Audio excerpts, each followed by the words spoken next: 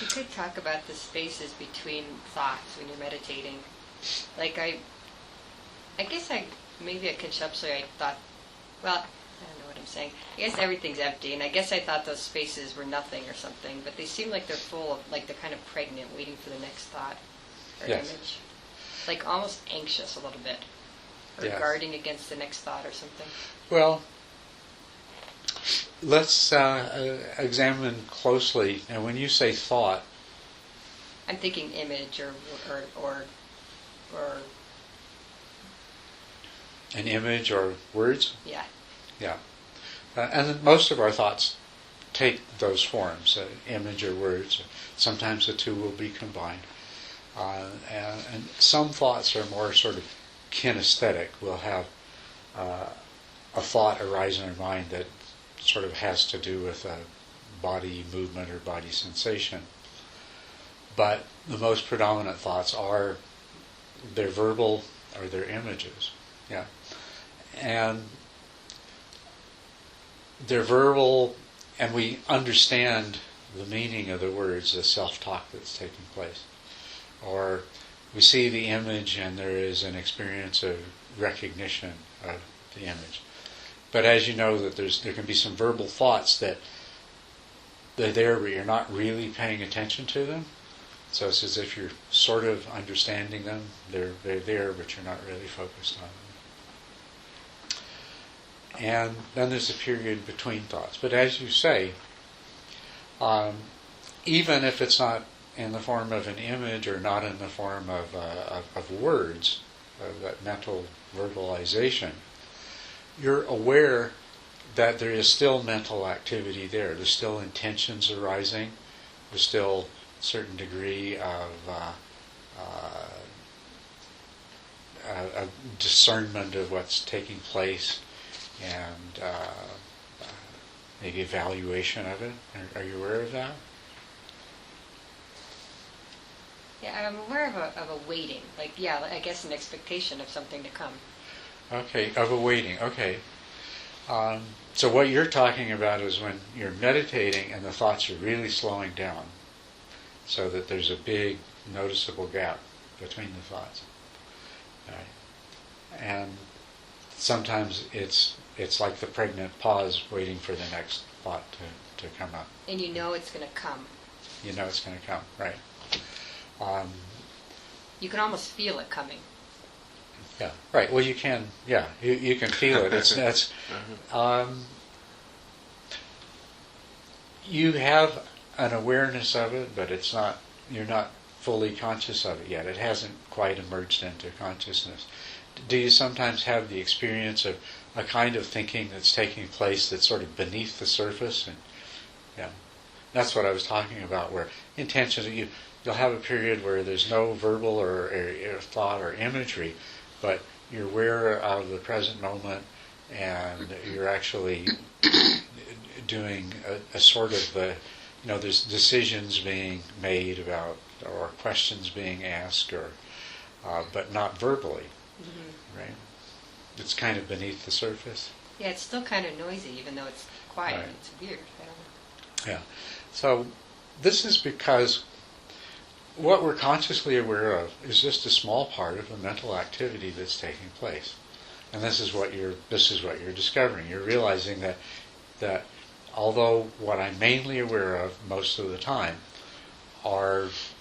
is the verbal self-talk and the images and whatever that comes up, and sometimes it's emotions too. We should include that.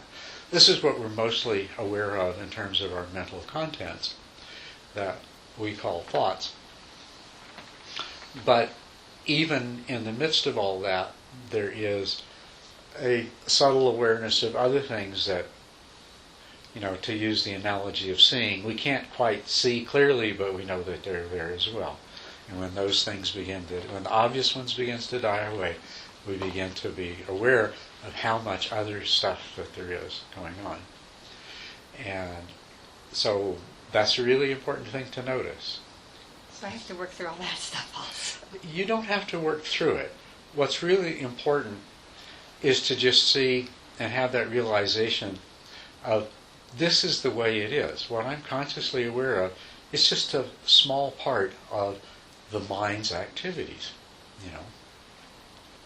Because we tend to identify with the mind. And so it's sort of like discovering that, oh, well, what I thought was myself has all these other parts to it that I usually don't know about and I can't see very clearly. But now, if you think about it, where do thoughts come from?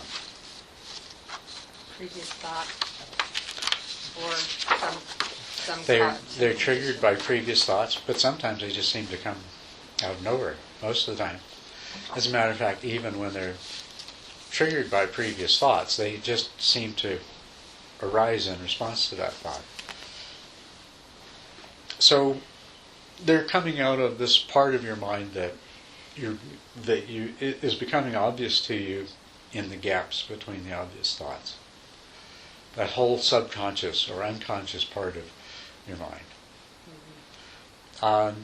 You sit down to meditate, and you focus on the meditation object, and you start to get calm and relaxed, and all of a sudden a thought comes. Where does that come from? It doesn't spring, from nothing into awareness. It comes from the subconscious into awareness. But it didn't even come from nothing in the subconscious. There is a continuous ongoing activity at the subconscious level. Far more actually than that little bit that we're conscious of.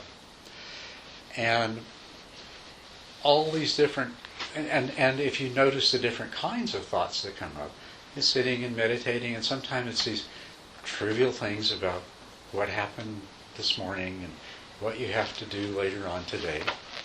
And then other times it's more major things in your life. What am I going to do about, am I wasting my life? Should I have a different career, right? That thought. I know you know that thought. That's the kind of thought that everybody has, these kinds of thoughts, or to do with their relationships, or these come up not just the everyday or ordinary things, but the more important personal thing, and deeper questions, spiritual questions, thoughts about those. So there's all kinds of different kinds of thoughts that come up when you meditate. So it shows you the variety of mental activities that are sort of ongoing. Your concerns about your path in life, which we might sort of put that as a category where things to do with your relationship, things to do with your career and your future and your past, the things that you've done that maybe you wish you hadn't, things like that. Okay, these kinds of, this whole category, even though most of the time you're not aware of those, some part of your mind's always working on that. And if you think about of course in meditation it becomes obvious. You sit down and get quiet and all of a sudden these things come up. But if you think about it, throughout the course of your daily life, there's those odd moments where one of those thoughts or concerns or the emotions related to it will leak through. Or some situation will arise, somebody will say something, and that will be the trigger for one of these things to come through. So you recognize that this is going on all the time. So what's going on in your subconscious mind is rich and varied. And if we look at another thing that happens in meditation, we see that you're trying to focus your attention on the meditation object, develop mindful awareness, and some stability of attention, but there's this constant competition for your conscious awareness by these thoughts and ideas and concerns that are coming out of your subconscious mind. And that's exactly why we have the problems that we overcome in the practice. You sit down and you experience thoughts that come along, and before you have enough skill, those thoughts hijack your attention entirely, you forget the meditation object, and you'll get off on a journey of mind wandering. Then as you get more skilled, you don't forget so easily, you don't mind wander so easily, but these thoughts keep coming up, and sometimes they take your attention away from the meditation object, and sometimes they don't. You get enough skill so that you never let them take you away from the meditation object, but they keep coming up. They keep coming up. And then you'll come to that place where you can stay with the meditation object and there's very little else going on. Your mind is getting nice and quiet.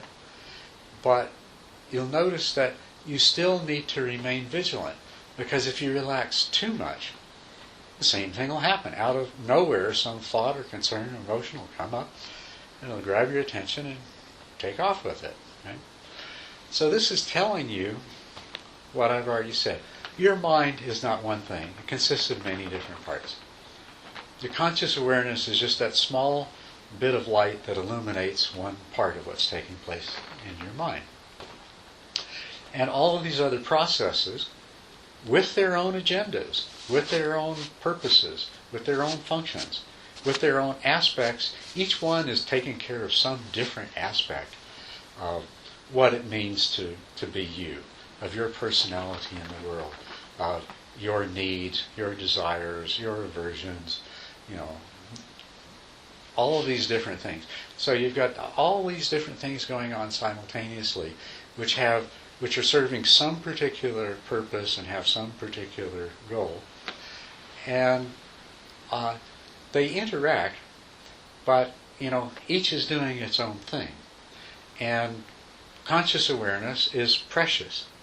And so these processes compete with each other for conscious awareness. And of course, when conscious awareness is not otherwise fully engaged, then some mental process with its favored thought process wants to leap into the gap and get that to become the object of the attention. So from this, we realize that in order to really achieve a peace of mind, a calmness, a stability of attention, a clarity, it would be nice if all of these different parts of your mind could start functioning cooperatively and coherently towards the same goal, or at least not conflicting with each other. And that's that would be a unification of mind, and that's actually what we're working towards. It's what you bring about in your practice and you reach the stage where concentration becomes effortless. It becomes effortless because now you don't have so many unconscious thought processes or subconscious thought processes going on simultaneously about things that have nothing to do with your meditation. They have nothing to do, let's put it this way, they have nothing at all to do with the present moment. They're all concerned with the past and the future and somewhere else and something else, right? So, in order to be able to sit there and be fully present effortlessly requires that all of these other mental processes have temporarily gotten on task with being in the present and are not trying to they're not trying to take over your conscious awareness. At that point, then you start to experience the space between the thoughts as just a really peaceful, quiet space of being fully present and fully aware. What you can take whatever enters your conscious awareness, which will be, here you are in the present moment, and so there's the sensations of the breath, and you can expand that and feel the sensations in your entire body.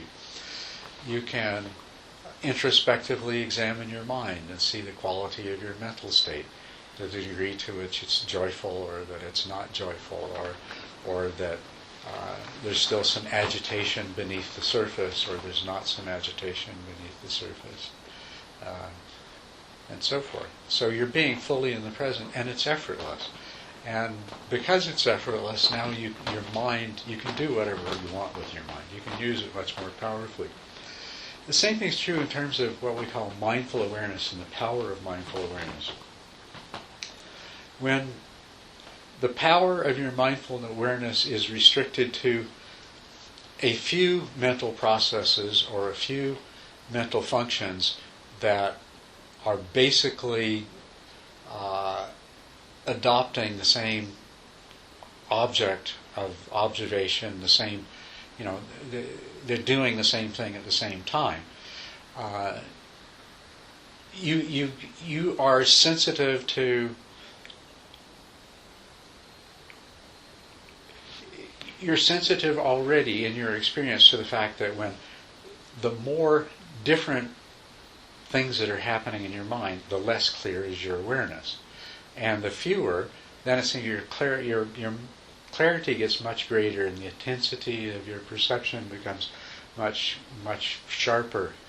And, can you imagine if all of your mental resources, or most of your mental resources, are now supporting your awareness in the present moment? It becomes very, very powerful, enormously so. We do experience this in emergency situations. In an emergency situation, it's like all these different mental processes do have the same prime directive. When disaster looms, we drop our other concerns and we look after survival. And you'll find that, in that kind of situation. Your mind becomes really clear, totally aware. And there isn't a lot of distraction. You're not worried about paying the rent and, your relationships and your job and stuff like that.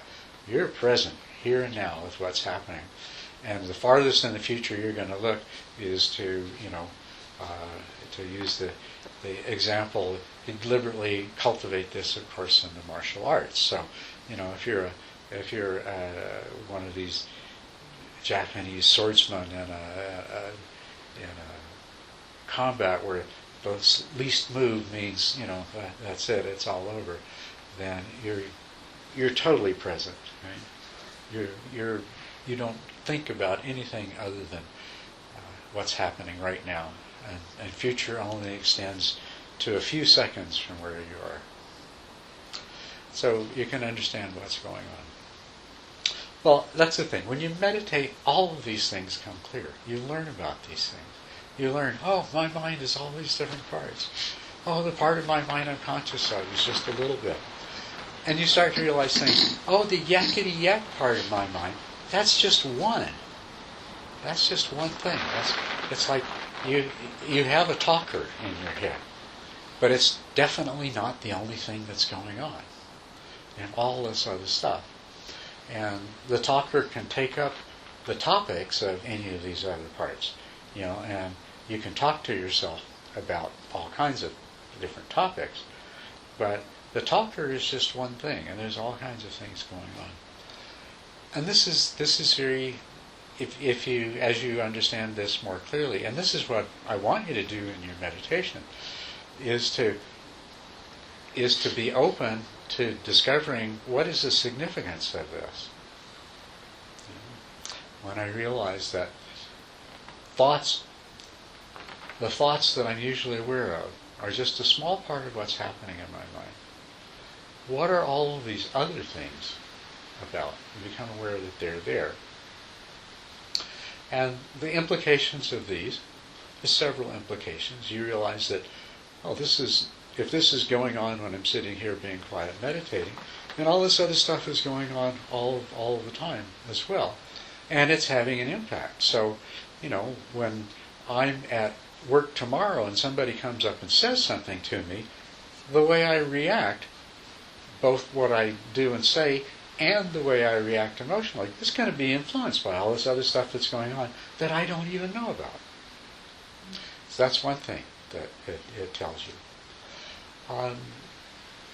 Another thing is it tells you, of course, that this idea that there is somewhere in this some one single self that is the experiencer and the decision maker and everything is an illusion. that this is a collection. This is a board of directors. This is a crowd of Indians trying to come to an agreement.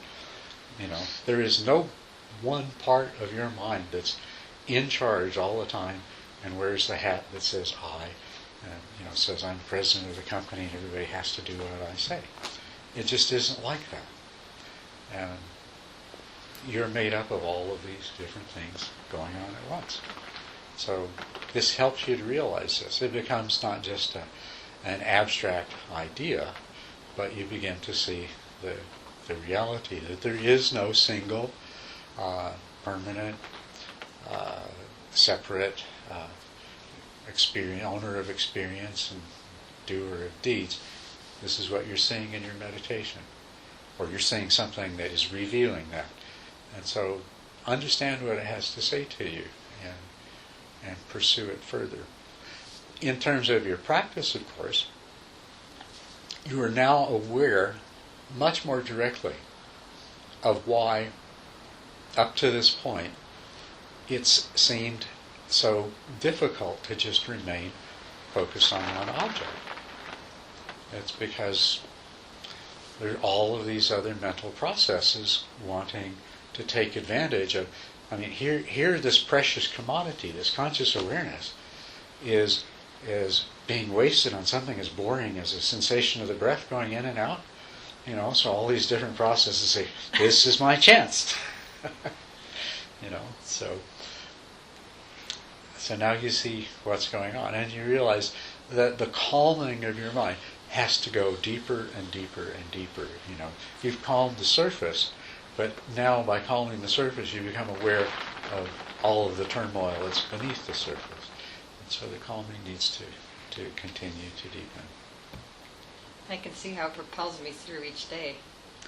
How which? How this is all these things under the surface are propelling me through each day. They are, yes, Constantly. absolutely. Yeah, I'm glad you can see that. Yeah. It starts to answer the question, why am I the way I am? And then when you start to see some of the things that are propelling you, and your reaction is, my goodness, that should have been done with when I was 10 years old. Why is that still here?